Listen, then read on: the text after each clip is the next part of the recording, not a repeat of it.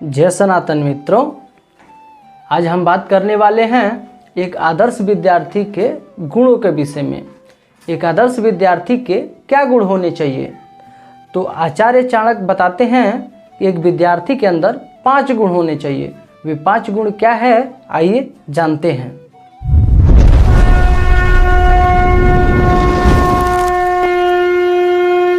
काकचेष्टा बको ध्यानम स्वान निद्रा तथैव च अल्पाहारी गृह त्यागी विद्यार्थी पंचलक्षणम।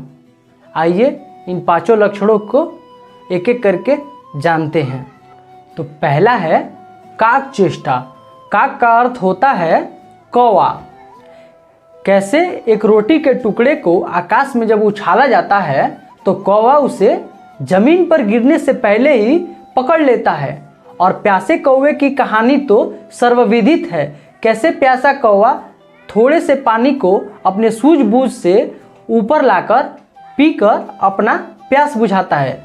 ठीक उसी प्रकार एक विद्यार्थी की चेष्टा भी उस कौवे की समान होनी चाहिए। अगर शिक्षक कुछ पढ़ाते हैं लिखाते हैं तो वो व्यर्थ न जाने दे और अपने सूझबूझ से उसको पकड़े, उसको याद रखे, अपने माइंड में उसको सेव रखे। दूसरा है बको ध्यानम। बक का मतलब होता है बगुला। आप देखे होंगे पानी में बगुला जब अपना शिकार पकड़ता है तो बिल्कुल जड़मती खड़ा होता है, बिल्कुल हिलता डुलता नहीं है और अपने लक्ष्य पे ध्यान गड़ाए रखता है। और जैसे ही कोई मछली तैरते हुए आती है तो उसको पकड़ लेता है।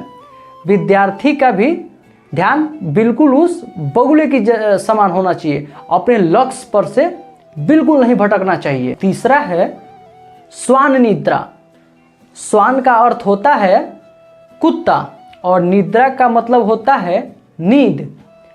एक विद्यार्थी का नींद भी उस कुत्ते की समान होना चाहिए। जैसे कुत्ता कितना भी गहरे नींद में सोया रहता है लेकिन जरा से आहट पाने पर कुत्ता जग जाता है और कुत्ता कभी भी नींद के कंट्रोल में नहीं रहता है। ठीक विद्यार्थी को भी कुत्ते के समान नींद के कंट्रोल में नहीं होना चाहिए। और आप देखे होंगे कुत्ता अपने मालिक के प्रति कितना वफादार होता है। ठीक उसी प्रकार एक विद्यार्थी को अपने पढ़ाई लिखाई के प्रति बिल्कुल वफादार होना चाहिए। और चौथा है अल्पाहारी। अल्प का अर्थ होता है थोड़ा और हारी का अर्थ होता है खाने वाला। एक विद्यार्थी को भी कम भोजन करना चाहिए और जंक फूड को तो हाथ नहीं लगाना चाहिए। और कम विज्ञान भी कहता है कि अगर हम एक साथ ज़्यादा भोजन कर लेते हैं तो जो भी हमारे शरीर के एनर्जी है वो खाने को पचाने की तरफ चला जाता है और हमको आलस्य आने लगता है और नींद आने लगती है। तो एक विद्यार्थी को चाहिए कि 2 टाइम के बजाय 3 टाइम खाए, 4 टाइम खाए और थोड़ा थोड़ा करके खाए। और 5वां है गृह त्यागी। एक विद्यार्थी के अंदर त्याग की भावना तो होनी ही चाहिए, किंतु यहाँ पे है गृह त्यागी। गृह का अर्थ होता है घर। घर को त्याग करने वाला।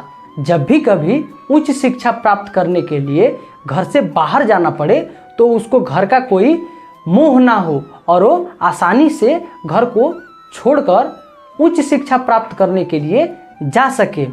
धन्यवाद मित्रों। जय सनातन।